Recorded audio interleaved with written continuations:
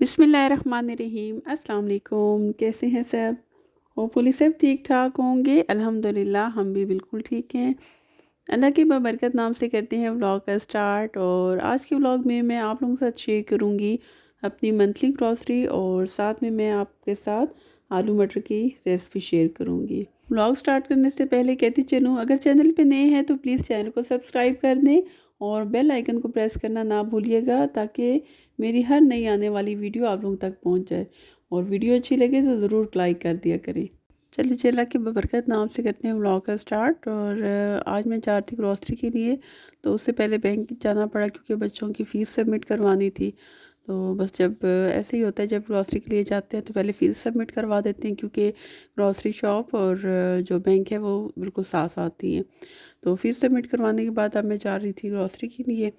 तो ग्रॉसरी के लिए मैं खुद ही जाती हूँ, क्योंकि वैसे तो कोई ना कोई चीज़ अगर लिस्ट बना के दें तो कुछ मुझे भूल ही जाता है। लेकिन ये है कि जब मैं ग्रॉसरी के लिए जाती हूँ तो लिस्ट वगैरह कोई नहीं बनाती, जो जो चीज़ सामने आती जाती है और मुझे याद आती है कि ये चीज़ लेनी है, तो मैं साथ साथ लेती रहती हूँ।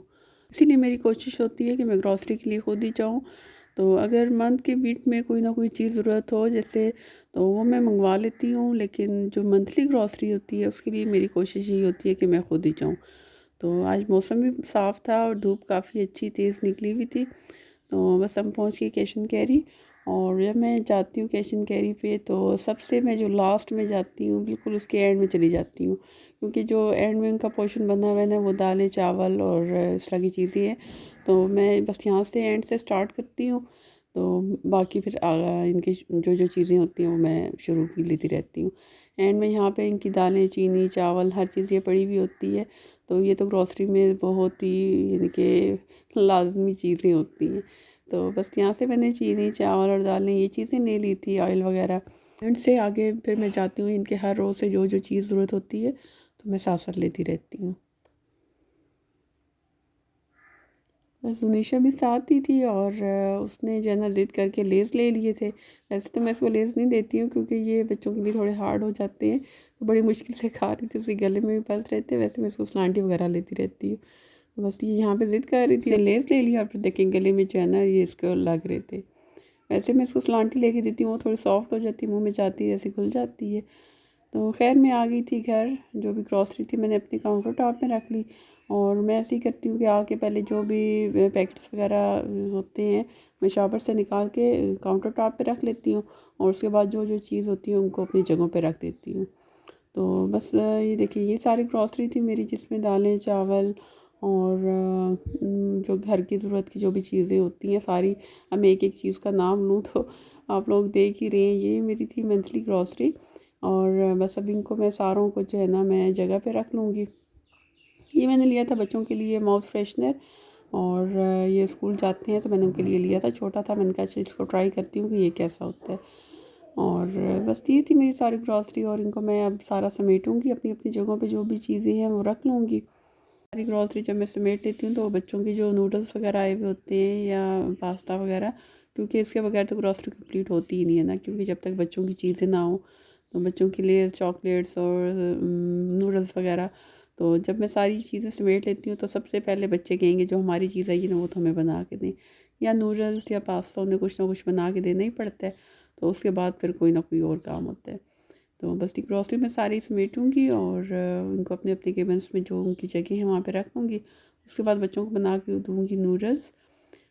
देखिए बस ये सारी है मेरी मंथली ग्रॉसरी, और उसके बाद फिर मैं खाने की तैयारी करूँगी।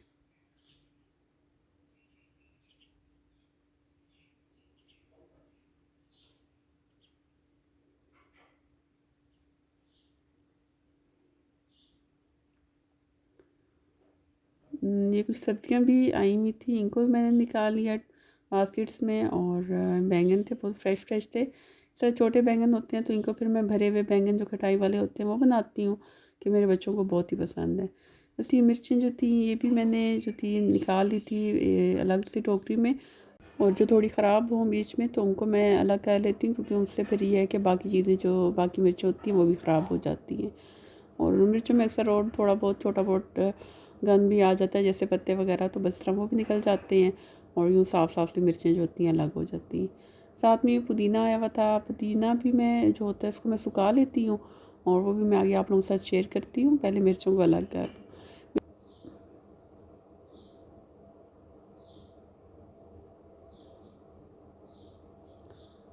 बस बाकी जो भी सब्ज़ियाँ हैं इनको भी मैंने बास्केट वगैरह में निकाल के और उनको मैं रख दूँगी फ्रिज में।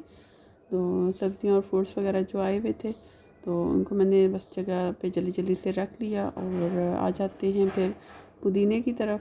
पुदीना मैं कैसे साफ़ करती हूँ, उसमें से भी जो अगर सड़े हुए पत्ते वगैरह हों उनको मैं अलग कर लेती हूँ और जो बिल्कुल फ्रेश होता है उनको अलग कर लेती हूँ। उसको बस रख देती हूँ धूप में। उसको थोड़ी देर की इनके धूप लगती है, एक दिन की धूप लगती है तो ये खुश्क हो जाते हैं। तो जब ये खुश्क हो जाते हैं तो उसमें से फिर जो एक्स्ट्रा जो इसकी डंडियाँ वगैरह होती हैं वो निकाल लेती हूँ और उनको बस निकाल के और बाकी जो पुदीना बच जाता है उसके सूखे हुए पत्ते उनको मैं ग्राइंड करके किसी न किसी बॉटल में डाल के रख देती हूँ। और फिर इसका जो मैं रायता बनाती हूँ वो आप लोगों के साथ शेयर करती हूँ। बस ये दही ले ली और दही में ग्राइंड हुआ हुआ ये पुदीने का पाउडर और साथ थोड़ा सा ज़ीरा और इसके अलावा मैं इसमें डालती हूँ 1 पिंच साल्ट का और 1 पिंच ही ब्लैक पेपर का। बस इसको ऐड करके और उसको मिक्स कर लें और खाने में साथ खाएं तो बहुत ही टेस्टी होता है। मेरे बच्चों का तो खैर बहुत ही फेवरेट है और खाने में ये उनको बहुत ही पसंद है।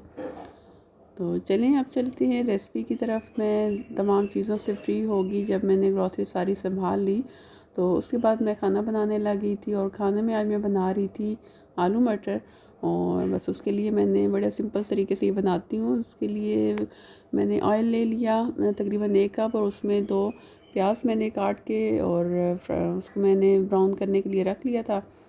यहाँ पे हल्के से मैंने बस प्याज़ों को ब्राउन किया तो इसमें मैं डाल दूँगी लहसुन अदरक का पेस्ट 1 टेबल स्पून और उसको भी मैं हल्का सा फ्राई कर लूँगी कि जो लहसुन अदरक का कच्चापन है, कच्ची स्मेल जो थी उसकी वो ख़त्म हो जाए। बस जैसे ही थोड़ा सा फ्राई हो जाएगा प्याज़ों के साथ तो उसमें मैं 2 टमाटर थे बड़े साइज़ के, बस मैंने रफली से कट कर लिए थे क्योंकि मैंने इनको फिर मसाले को जो भी है प्याज टमाटर इनको मैं ब्लेंड करूँगी।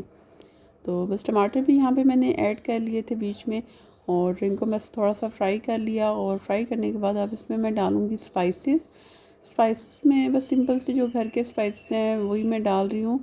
तो 1 टीस्पून मैंने 1 टेबल स्पून मैंने सुर्ख मिर्चों का ले लिया था, 1 टेबल स्पून ही सूखा धनिया, 1 टेबल स्पून ज़ीरा पाउडर और हल्दी हाफ़ टेबल स्पून और नमक था वो भी तकरीबन 1 टेबल स्पून ही था। और इनको बस मैं अच्छी तरह से फ्राई कर लूँगी। और जैसे ही बस फ्राई हो जाएगा मसाला अच्छी तरह से जो मैंने स्पाइसेस डाले हैं वो पक जाएंगे तो मैं थोड़ा सा पानी ऐड कर रही हूँ ताकि प्याज टमाटर थोड़े नरम हो जाएं। और बस इसको थोड़ी देर के लिए कवर कर दूँगी। तो प्याज टमाटर जब नरम हो जाएंगे तो फिर मैं उसके बाद इसको ब्लेंड कर लूँगी। हाँ, थोड़ी देर के लिए मैंने उसको कवर कर लिया था और फिर उसके बाद मैंने जो प्याज टमाटर थे उनको निकाल के तो उनको मैंने ब्लेंडर में अच्छी तरह से ब्लेंड कर लिया था। और देखिए इसकी फिर अच्छी सी स्मूथ सी ग्रेवी बन जाती है। तो उसके बाद मैं यहाँ पे डाल रही हूँ इसमें आलू और मटर। आलू मैंने क्यूब्स की शेप में काट लिए थे और बीच में ऐड किए हैं। अब मैं इनको अच्छी तरह से इनकी भुनाई कर लूँगी और इसको अच्छी तरह से भुनना है जब तक इसका ऑयल सेपरेट ना हो जाए।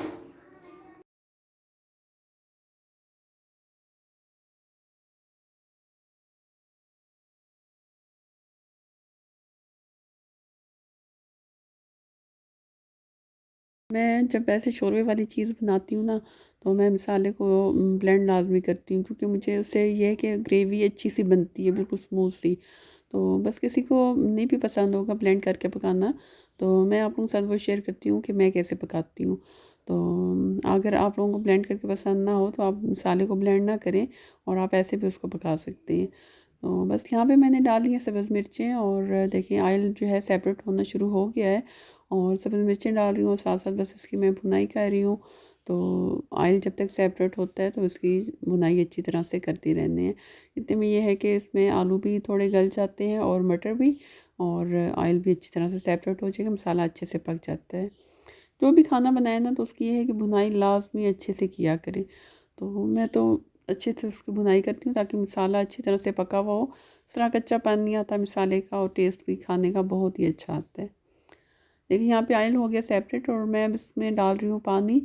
तो वैसे तो भुनाई में आलू और मटर जो है काफ़ी हद तक गल ही जाते हैं, लेकिन ये है कि जो कसर होती है वो पानी डाल के और उसको फिर उसको अच्छी तरह से उबाल लेते हैं, ताकि जो बाकी कसर हो वो अच्छी तरह से ख़त्म हो जाए, पकने अच्छी तरह से आलू भी और मटर भी।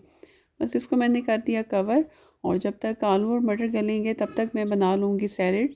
और बस उसके लिए मैंने खीरे और जो गाजर है उनको मैंने पील ऑफ कर लिया था, और मैं अब उसकी कर रही हूँ कटिंग। तो सलाद जो होता है वो तो खाने के साथ बहुत ही अच्छा लगता है, मेरे बच्चों को भी, हस्बैंड को बहुत पसंद है। तो मेरी कोशिश ये होती है कि सलाद तो लाजमी ही हो। तो बस जो जो मेरे पास अभी थे सलाद में गाजर और खीरा और टमाटर, साथ में सलाद के पत्ते थे, तो बस इनको मैंने अच्छी तरह से कट कर लिया था। इनको मैं बस यहाँ पे छोटा छोटा सा चॉप कर रही हूँ। आप चाहें तो अपनी पसंद के मुताबिक गोल काटें या जैसे भी काटें, बस मैं मूड पे होता है, कभी इनको मैं गोल गोल काट लेती हूँ, कभी इस तरह छोटा सा इकट्ठा मिक्स सैलेड जब बनाना हो तो इनको इस तरह छोटा छोटा सा क्यूब्स की शक्ल में काट लेती हूँ, और फिर इकट्ठा एक ही बाउल में डाल के ऊपर लेमन जूस और जो नमक और ब्लैक पेपर डाल के, और बस अच्छा सा ये सैलेड बन जाता है। फिर ये है कि खाने के साथ बहुत अच्छा लगता है। तो बस यहाँ पे मेरा सारा जो सैलेड है वो कट हो गया, इनको मैंने डाल लिया बाउल में, और बस यहाँ पे मिक्स कर लूँगी। प्याज मैंने अलग से धो के काट के रखे हुए थे, वो मुझे ऐड करने याद ही नहीं रहे, तो बस जब फिर बाद में लास्ट में था तो मैंने प्याज भी बीच में ऐड कर लिए थे। यहाँ पे बिल्कुल मैं ऐड करना भूल ही गई। तो देखिए इतने में सालन भी तैयार है, और जो मटर और आलू हैं वो भी अच्छी तरह से गल गए हैं, आलू जो है वो भी सेपरेट हो गया है। तो अब इसमें लास्ट में मैं जो इसमें धनिया और गरम मसाला होता है मैं लास्ट में डालती हूँ।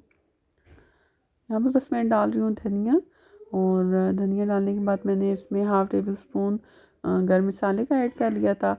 जब भी खाना वगैरह मैं बनाती हूँ तो मैं गरम मसाला और धनिया लास्ट में डालती हूँ, उससे ये है कि बहुत अच्छी सी खुशबू आती है। तो बस डालने के बाद इसको मैं थोड़ी देर के लिए कवर कर दूँगी, 1 से 2 मिनट के लिए, और उसको फिर मैं प्लेट में निकाल लूँगी। बस यहाँ पे देखें खाना है हमारा तैयार, और मैंने निकाल लिया प्लेट में सालन, और साथ में देखें कि ये है हमारा टेस्टी सा सैलेड। इसके ऊपर मैंने ब्लैक पेपर और नमक और लेमन जूस ऐड कर लिया था, और साथ में है चटनी, और ये है हमारा सिंपल सा खाना।